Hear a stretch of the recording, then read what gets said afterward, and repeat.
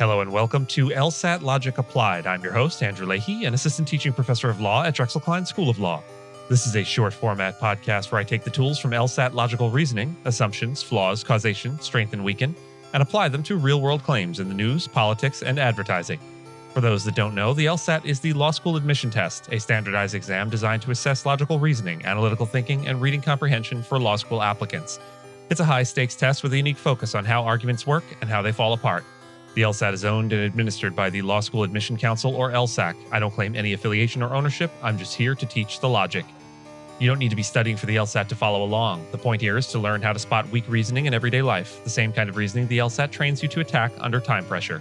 Today's episode is a clean example of a causal claim, which is one of the most common and most abused argument types on the LSAT. The story comes from a BBC report about a mushroom called Lanmoa asiatica, native to parts of China and the Philippines, that causes remarkably consistent hallucinations of, quote, Lilliputian figures, tiny humans marching on tabletops, climbing up walls, and even climbing up your soup spoon. These hallucinations only seem to happen when the mushroom is undercooked, and they've been reported across different cultures and time periods. So far, no one's been able to identify the active compound, and researchers are still trying to explain why the visions are so consistent, both in content and duration. Some scientists suggest that the mushroom contains a unique hallucinogen. Others point to historical accounts of mushroom madness in Papua New Guinea that may involve the same species. And the assumption lurking underneath much of the coverage is this: the mushroom causes people to hallucinate tiny people. So let's break down the claim LSAT style. The conclusion is eating Lanmoa asiatica causes hallucinations of small elf-like humans. The implied premises are people report seeing tiny people after eating the mushroom. These effects happen repeatedly across different regions and time periods, and the hallucinations occur when the mushroom is undercooked. So the reasoning goes, mushroom consumption causes consistent hallucination, therefore the mushroom causes the hallucination.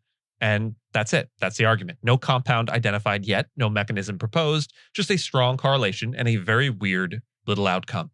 Now, if you've seen a few causal reasoning questions on the LSAT, you already know what the issue is here. This is another causal claim based on repeated correlation.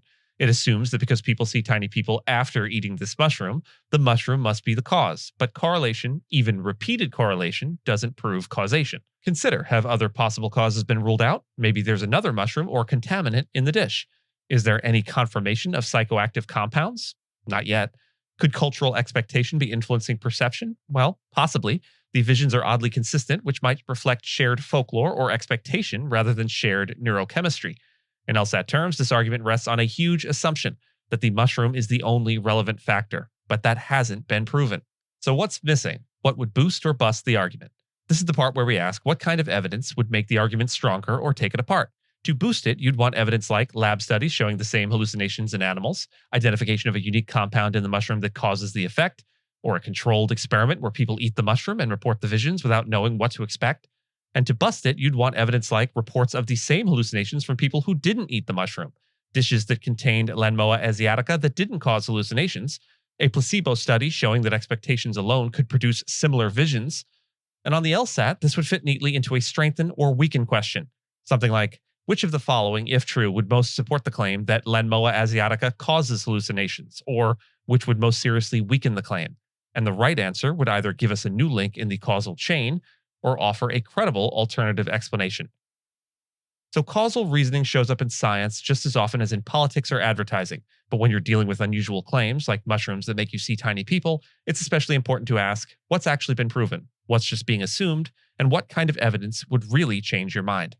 That's what the LSAT trains you to do, and that's what we're doing here. And that's it for this episode of LSAT Logic Applied. If you like the breakdown, there's more coming. Same logical tools, new real-world claims. Thanks for listening.